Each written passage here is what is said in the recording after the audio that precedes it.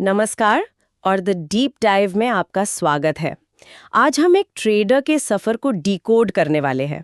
एक ऐसा सफ़र जो अनुमान लगाने और भविष्यवाणी करने की अंधेरी गलियों से निकलकर एक सिस्टम की रोशनी तक पहुंचता है।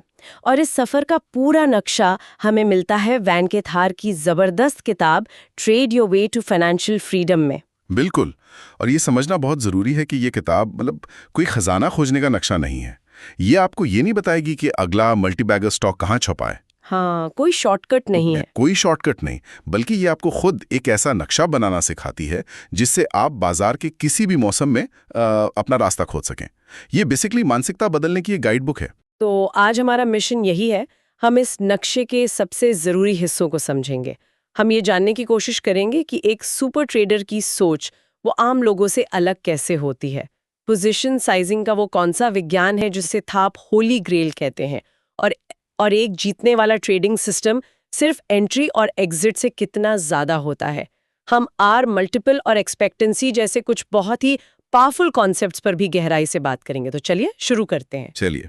तो शुरुआत वहीं से करते हैं जहां हर नया ट्रेडर अटकता है। मेरे दोस्त, रिश्तेदार जो भी बाजार में आता है, पहला सवाल यही होता है, यार कोई टिप है? कौन सा स्टॉक चलेगा? मार्केट ऊपर जाएगा या नीचे? ये भविष्यवाणी की चाहत इतनी गहरी क्यों होती है? ये बहुत स्वाभाविक है, क्योंकि हमें लगता है कि अगर हमें पता चल जाए कि आगे क्या होगा तो हम पैसा बना लेंगे। लेकिन वैन थार्प के अनुसार यही ट्रेडिंग का सबसे बड़ा झूठ है, सबसे बड़ी गलतफहमी। वो एक बहुत ही शक्तिशाली बात कहते हैं जो मेरे हिसाब से हर ट्रेडर को अपने डेस्क पर लिख लेनी चाहिए। क्या? मार्केट आपको कभी नुकसान नहीं देता, नुकसान आप खुद करते हैं। एक मिनट, ये सुनने में जितना सीधा लगता है उतना है नहीं। नुकसान आप खुद करते हैं, इसका मतलब तो ये हुआ कि जब मेरा पैसा डूबता है तो गलती उस स्टॉक की या बाजार की नहीं है, बल्कि मेरी अपनी है। ये मानना तो बहुत मुश्किल है। मुश्किल है, पर सच यही है। थार्प का पूरा दर्शन इसी एक विचार पर टिका है। बाजार तो बस ऊपर नीचे होता है, वो अपना काम कर रहा है, उसे आपसे कोई लेना देना नहीं है। नुकसान तब होता है जब आप बिना किसी नियम के ट्रेड करते हैं, जब आप उम्मीद से ज्यादा बड़ा दांव लगा देते हैं, या जब आप एक छोटे नुकसान को डर के मारे एक बड़े नुकसान में बदल जाने देते हैं। सफलता इस पर निर्भर नहीं करती कि आप बाजार का कितना सटीक अनुमान लगा पाते हैं। सफलता इस बात पर निर्भर करती है कि आप अपने व्यवहार को, अपनी भावनाओं को और अपने पैसे को कैसे नियंत्रित करते हैं। तो आप कह रहे हैं कि असली ट्रेडिंग सिस्टम कोई महंगा सॉफ्टवेयर या कोई गुप्त इंडिकेटर नहीं है, बल्कि असली सिस्टम वो इंसान है जो कुर्सी पर बैठकर कीबोर्ड पर उंगलियां चला रहा है। बिल्कुल, एग्जैक्टली। थार्प के अनुसार असली सिस्टम ट्रेडर खुद है। उसकी सोच, उसका अनुशासन, उसका जोखिम प्रबंधन और सबसे महत्वपूर्ण उसकी पोजीशन साइजिंग, मतलब हर ट्रेड में कितना पैसा लगाना है। यही सब मिलकर उसका असली सिस्टम बनता है। आप मार्केट को कंट्रोल नहीं कर सकते, वो आपके हाथ में है ही नहीं। सही है। लेकिन आप खुद को, अपने नियमों को, अपने जोखिम को 100% कंट्रोल कर सकते हैं। और असली जीत वहीं से शुरू होती है। ठीक है, अगर सिस्टम हम खुद हैं, तो फिर ये सुपर ट्रेडर कौन है जिसकी बात थार्प करते हैं? उसकी मानसिकता में ऐसा क्या खास होता है जो उसे बाकी 90% लोगों से अलग करता है जो बाजार में पैसा गंवाते हैं? देखिए, वैन थार्प एक सुपर ट्रेडर को एक ऐसे व्यक्ति के रूप में देखते हैं जो मानसिक रूप से स्वतंत्र, अनुशासित और व्यवस्थित है। कुछ बहुत ही स्पष्ट गुण हैं जो उन्हें अलग करते हैं। पहला, वे जोखिम को दुश्मन नहीं मानते, वो उसे व्यापार का एक हिस्सा मानते हैं। अच्छा। उनके लिए घाटा मतलब लॉस कोई व्यक्तिगत विफलता नहीं है। ये बस जैसे एक दुकानदार के लिए दुकान का किराया होता है ना, वैसे ही ये व्यापार करने की लागत है। लेकिन डर लगना तो स्वाभाविक है, जब अपना पैसा दांव पर लगा हो तो डर तो लगता ही है। क्या सुपर ट्रेडर्स को डर नहीं लगता? ये बहुत अच्छा सवाल है। उन्हें डर महसूस हो सकता है, लेकिन वो डर के आधार पर फैसले नहीं लेते। वे बिना किसी डर के ट्रेड करते हैं, क्योंकि डर आपकी सोचने समझने की क्षमता को कमजोर कर देता है। उनका सिस्टम और उनके नियम उनकी भावनाओं से ज्यादा बड़े होते हैं। मतलब एक मशीन की तरह। हाँ, एक मशीन की तरह नियमों का पालन करते हैं। और सबसे जरूरी बात, उन्हें हर ट्रेड में सही होने का जुनून नहीं होता। वो जानते हैं कि एक लंबे समय तक चलने वाली जीतने वाली रणनीति में भी कई घाटे वाले ट्रेड होंगे, है ना। उनका ध्यान एक ट्रेड पर नहीं होता, बल्कि अगले 100 ट्रेड्स के नतीजों के औसत पर होता है। इसी से जुड़ी थार्प की एक बात मुझे याद आ रही है। अच्छी तरह से ट्रेड करने के लिए ट्रेड करें, पैसा कमाने के लिए नहीं। ये सुनने में थोड़ा अजीब लगता है, क्योंकि हर कोई पैसा कमाने ही तो आता है। यही तो विरोधाभास है। जब आपका पूरा ध्यान सही प्रक्रिया का पालन करने पर होता है, सही एंट्री, सही स्टॉप लॉस, सही पोजीशन साइजिंग, तो मुनाफा खुद ब खुद एक बाय प्रोडक्ट के रूप में आता है। लेकिन जब आपका ध्यान सिर्फ पैसे पर होता है, तो आप डर और लालच में आकर प्रक्रिया को तोड़ देते हैं और अंत में पैसा गंवा देते हैं। ठीक है, तो अगर एक सुपर ट्रेडर को अपनी भावनाओं पर काबू पाना है और सिर्फ प्रक्रिया पर ध्यान देना है, तो उसे अपने नतीजों को भी भावनाओं से अलग करके देखना होगा। मुझे लगता है यहीं पर आर मल्टीपल का कॉन्सेप्ट एक टूल की तरह काम करता है ना। ये पैसे को सिर्फ एक स्कोर में बदल देता है। आपने बिल्कुल सही पकड़ा। आर मल्टीपल जोखिम को मापने और नतीजों को देखने का एक स्टैंडर्डाइज तरीका है। आर का सीधा सा मतलब है आपके एक ट्रेड में लिया गया शुरुआती जोखिम, इनिशियल रिस्क, यानी वो अधिकतम राशि जो आप उस एक ट्रेड में खोने के लिए तैयार हैं अगर आपका स्टॉप लॉस हिट हो जाता है। इसे एक उदाहरण से समझते हैं। मान लीजिए मैंने एक ट्रेड में 1,000 रुपए का जोखिम लेने का फैसला किया, तो मेरा 1R = 1,000 रुपए हो गया। एकदम सही। अब उस ट्रेड के बाद होने वाले सारे मुनाफे और नुकसान इसी आर की यूनिट में मापे जाएंगे। अगर उस ट्रेड में 3,000 रुपए का मुनाफा होता है तो हम कहेंगे कि ये +3R का मुनाफा था, और अगर 1,000 रुपए का नुकसान होता है तो ये -1R का घाटा था, और अगर 500 का नुकसान होता है तो वो -0.5R होगा। तो इसका मतलब ये हुआ कि एक ट्रेडर का रिपोर्ट कार्ड रुपए में नहीं बल्कि आर में बनना चाहिए। एकदम सही। चाहे कोई 100 रुपए का ट्रेड करे या 10 लाख का, आर मल्टीपल सबको एक ही तराजू पर तोल देता है। अब समझ आया कि प्रोफेशनल लोग अपने नतीजों की तुलना कैसे करते होंगे। बिल्कुल। इसके 3 गहरे फायदे हैं। पहला, जैसा आपने कहा, ये ट्रेडिंग से भावनाओं को हटा देता है। मुझे 3R का प्रॉफिट हुआ, सोचना मुझे 3,000 रुपए मिले, सोचने से कहीं ज्यादा मतलब न्यूट्रल है। दूसरा, ये आपके जोखिम को स्टैंडर्डाइज कर देता है। हर ट्रेड का शुरुआती जोखिम 1R ही होता है। और तीसरा, ये अलग अलग रणनीतियों की तुलना करना बच्चों का खेल बना देता है। आप साफ साफ देख सकते हैं कि कौन सी स्ट्रैटेजी औसतन कितने आर का मुनाफा देती है। तो आर हमें जोखिम को मापने में मदद करता है, लेकिन अगला सवाल यह है कि हम ये कैसे तय करें कि हमारा 1R कितना होना चाहिए, यानी हमें कितना पैसा दांव पर लगाना चाहिए। मुझे लगता है कि ये हमें सीधे उस विषय पर ले जाता है जिसे वैन थार्प असली होली ग्रेल कहते हैं, पोजीशन साइजिंग। हाँ, और वो इसे मजाक में नहीं कहते। थार्प का मानना है कि पोजीशन साइजिंग ही किसी के वित्तीय भविष्य को तय करती है। ये क्या खरीदना है और कब खरीदना है, इन दोनों से ज्यादा महत्वपूर्ण है। क्यों? क्योंकि एक ही शानदार स्ट्रैटेजी का उपयोग करने वाले दो लोगों के नतीजे जमीन आसमान के हो सकते हैं, सिर्फ उनकी पोजीशन साइजिंग के फर्क की वजह से।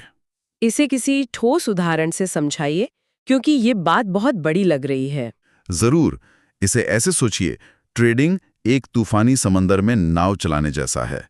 आपकी एंट्री स्ट्रैटेजी आपकी नाव की दिशा है, लेकिन पोजीशन साइजिंग ये तय करती है कि आपकी नाव में कोई छेद तो नहीं है। दिशा कितनी भी सही क्यों ना हो, अगर छेद बड़ा है तो आप डूबेंगे ही। अब दो ट्रेडर्स का उदाहरण लेते हैं, ए और बी। दोनों एक ही सिस्टम का इस्तेमाल करते हैं जिसकी जीत दर सिर्फ 40% है। यानी 10 में से 6 ट्रेड में नुकसान होता है। हाँ, लेकिन जब वे जीतते हैं तो औसतन 3R कमाते हैं, और जब हारते हैं तो सिर्फ 1R गंवाते हैं। तो गणित के हिसाब से तो ये एक मुनाफे वाली रणनीति है, भले ही ज्यादातर ट्रेड गलत साबित हो। बिल्कुल। लेकिन अब पोजीशन साइजिंग का जादू देखिए। ट्रेडर ए, जो कंजर्वेटिव है, हर ट्रेड में अपने अकाउंट का सिर्फ 1% रिस्क पर डालता है। ट्रेडर बी, जो ज्यादा आक्रामक है, हर ट्रेड में 10% जोखिम में डालता है।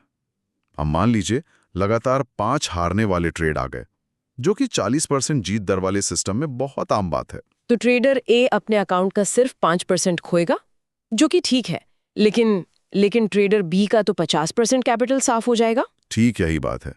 ट्रेडर ए थोड़ा निराश होगा, लेकिन वो खेल में बना रहेगा, अगले ट्रेड के लिए तैयार।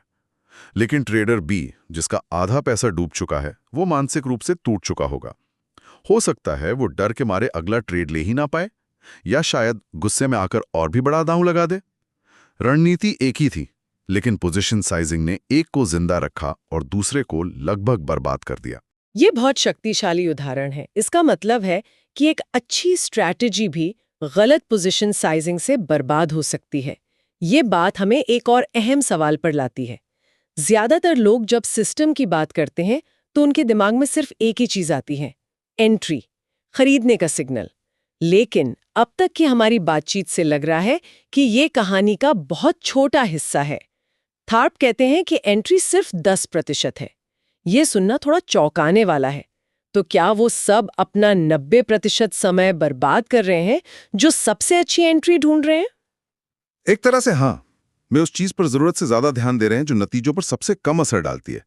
थार्प के अनुसार एंट्री किसी भी सिस्टम का सबसे कम महत्वपूर्ण हिस्सा है। एक पूरा ट्रेडिंग सिस्टम एक रेसिपी की तरह है जिसमें कई सामग्री होती हैं। एंट्री सिर्फ एक मसाला है। तो फिर इस रेसिपी की बाकी सामग्री क्या है? बाकी का 90% क्या है? तो एक पूरे सिस्टम के 7 घटक बताते हैं। इनमें शामिल हैं पहला, बाजार का चुनाव।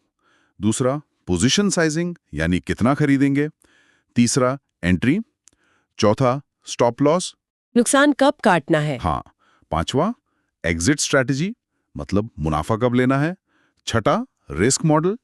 और आखिर में मनोवैज्ञानिक मॉडल, आप अपनी भावनाओं को कैसे संभालेंगे। तो एंट्री तो इन 7 चीजों में से सिर्फ एक है। बाकी 90% असल में मानसिकता, एग्जिट और मनी मैनेजमेंट है। मतलब एक औसत एंट्री वाला सिस्टम भी अगर बेहतरीन पोजीशन साइजिंग और रिस्क मैनेजमेंट के साथ इस्तेमाल किया जाए तो वो पैसा बना सकता है। लेकिन दुनिया की सबसे अच्छी एंट्री वाला सिस्टम भी खराब मनी मैनेजमेंट के साथ आपको दिवालिया कर सकता है। आपने बिल्कुल सही सार निकाला। यही इस किताब का दिल है। ठीक है, तो हमारे पास सिस्टम के सारे घटक हैं, लेकिन हम ये कैसे जानें कि हमारी रेसिपी, हमारा सिस्टम काम का है भी या नहीं? खासतौर पे जब लगातार नुकसान हो रहा हो, तब ये विश्वास कैसे बनाए रखे कि हम सही रास्ते पर है? हमें किसी तरह के गणितीय सबूत की जरूरत होगी, है ना? बिल्कुल। और यहीं पर थार्प का एक और शानदार कॉन्सेप्ट आता है, एक्सपेक्टेंसी। इसे आप अपनी रणनीति का एटीएम मशीन समझ सकते हैं। ये एक सरल सा गणितीय फॉर्मूला है जो ये बताता है कि लंबी अवधि में आपकी ट्रेडिंग रणनीति से प्रति ट्रेड औसतन कितना आर कमाने की उम्मीद है। अच्छा। ये आपकी स्ट्रैटेजी का हेल्थ चेकअप है। अगर एक्सपेक्टेंसी पॉजिटिव है तो आपकी रणनीति लंबी अवधि में पैसा बनाएंगी। अगर ये नेगेटिव है तो आप चाहे कितनी भी मेहनत कर लें, आप पैसा गंवाएंगे ही। और इसका फॉर्मूला क्या है? फॉर्मूला बहुत सीधा है। एक्सपेक्टेंसी इज इक्वल टू जीत का प्रतिशत गुणा औसत जीत का आर, हार का प्रतिशत गुणा औसत हार का आर। चलिए, इससे हमारे उसी 40% जीत दर वाले उदाहरण से समझते हैं, ताकि ये पूरी तरह साफ हो जाए। जरूर। उस उदाहरण में जीत दर थी 40% यानी 0.4, औसत जीत थी 3 आर, हार दर थी 60% यानी 0.6 और औसत हार थी 1 आर, क्योंकि हम अपना स्टॉप लॉस हमेशा 1 आर पर रखते हैं। तो फॉर्मूला होगा expectancy equals to 0.4 multiplied by 3 R multiplied by 0.6 multiplied by 1 R. ये बन जाता है 1.2 R 0.6 R equals to plus 0.6 R. अरे वाह! तो आप कह रहे हैं कि मैं 10 में से हर 6 बार गलत होकर भी पैसा कमा सकती हूँ। बस शर्त ये है कि जब मैं सही हूँ तो बड़ा कमाऊं और जब गलत हूँ तो छोटा गंवाऊं। इस सिस्टम के साथ हर एक ट्रेड पर, चाहे वो जीता हो या हारा, औसतन 0.6 आर का मुनाफा होने की उम्मीद है। ये तो पूरा गेम ही बदल देता है। यही एक्सपेक्टेंसी की ताकत है। ये आपको हर ट्रेड में सही होने के दबाव से मुक्त कर देती है। ये आपको गणितीय रूप से ये विश्वास दिलाती है कि अगर आप नियमों का पालन करते रहे तो अंत में आप मुनाफे में रहेंगे। ये आपको लगातार होने वाले नुकसान के दौर में भी मानसिक रूप से मजबूत बनाए रखती है, क्योंकि आपको पता है कि आपका सिस्टम गणितीय रूप से सॉलिड है। तो अब तक हमने जो कुछ भी समझा है, अगर उसे एक साथ पिरोया जाए, मानसिकता, जोखिम को मापने का तरीका, पोजीशन साइजिंग और सिस्टम के गणितीय जांच, तो थार्प के अनुसार ट्रेडिंग में महारत हासिल करने के लिए वो कौन से स्तंभ हैं जिनके बिना ये पूरी इमारत खड़ी नहीं हो सकती? थार्प इन सबको 5 स्तंभों में समेटते हैं। ये इस पूरी किताब का सार है। पहला है मनोविज्ञान, साइकोलॉजी, अपनी भावनाओं, अपने डर और लालच को नियंत्रित करने की क्षमता। दूसरा है पोजीशन साइजिंग, ये तय करना कि हर ट्रेड में कितना पैसा जोखिम में डालना है ताकि आप हमेशा खेल में बने रहें। तीसरा है सकारात्मक एक्सपेक्टेंसी वाला सिस्टम, एक ऐसी रणनीति का होना जो गणितीय रूप से लंबी अवधि में पैसा बनाती हो। और आखिरी 2? चौथा है जोखिम नियंत्रण, रिस्क कंट्रोल, यानी अपने नुकसान को पहले से तय स्तर पर सीमित रखना, जिसे हम स्टॉप लॉस कहते हैं। ये सुनिश्चित करता है कि कोई एक ट्रेड आपको बर्बाद ना कर सके। और पांचवा और शायद सबसे मुश्किल, वो है अनुशासन, डिसिप्लिन। अपने बनाए हुए नियमों का लगातार बिना किसी चूक के पालन करना, खासकर जब मुश्किल हो रही हो। ये पांचों स्तंभ सुनने में तो बहुत अच्छे लगते हैं, लेकिन असल में इन्हें लागू करना, खासकर ये अनुशासन वाला हिस्सा, सबसे मुश्किल है। क्या किताब में इस जानने और करने के बीच के अंतर को पाटने के लिए कोई सलाह दी गई है? हाँ, थार्प इस पर बहुत जोर देते हैं। वो कहते हैं कि अनुशासन कोई जन्मजात गुण नहीं है, इसे विकसित करना पड़ता है। इसका एक तरीका है अपने हर ट्रेड का रिकॉर्ड रखना। सिर्फ मुनाफा नुकसान नहीं, बल्कि आपने नियमों का पालन किया या नहीं, आपकी मानसिक स्थिति क्या थी। जब आप अपने डेटा को देखते हैं तो आपको साफ दिखता है कि जब भी आपने नियम तोड़े, आपको नुकसान हुआ। ये डेटा आपको अनुशासित रहने के लिए प्रेरित करता है। तो आज हमने वैन थाप के नजरिए से एक लंबा सफर तय किया। हम बाजार की भविष्यवाणी करने की कोशिश से शुरू हुए और एक मजबूत, अनुशासित और गणित पर आधारित सिस्टम बनाने तक पहुंचे। हमने आर मल्टीपल जैसे टूल को देखा, पोजीशन साइजिंग की अहमियत को समझा और एक्सपेक्टेंसी के कॉन्सेप्ट को जाना, जो हमें बताता है कि हमारी स्ट्रैटेजी लंबी अवधि में काम करेगी या नहीं। और इन सबका निचोड़ एक ही बात में है। जैसा कि थॉर्प कहते हैं, स्वतंत्रता अनुशासन से आती है, ना कि स्वतंत्रता से। लोग बाजार में आते हैं आज़ादी के लिए, लेकिन असली आज़ादी तब मिलती है जब आप खुद को नियमों के अनुशासन में बांधते हैं। ट्रेडिंग कोई जुआ नहीं है, ये एक विज्ञान है, एक नियंत्रित वातावरण में काम करने की कला है। इन सिद्धांतों को सही मायने में समझना और अपनी ट्रेडिंग में उतारना ही वित्तीय स्वतंत्रता की राह है। बिल्कुल। और जाते जाते हम अपने श्रोताओं के लिए एक विचार छोड़ना चाहेंगे। थार्प कहते हैं कि आप खुद ही अपना सिस्टम है। अगर आज कोई अपने इस ट्रेडिंग सिस्टम का हुड खोलकर अंदर देखे, तो उसका कौन सा हिस्सा सबसे ज्यादा गड़बड़ कर रहा है? किसी की साइकोलॉजी, अनुशासन या जोखिम प्रबंधन? और वो कौन सा एक छोटा सा बदलाव है जो उसे ठीक करने के लिए कल से ही किया जा सकता है? इस पर जरूर सोचिएगा।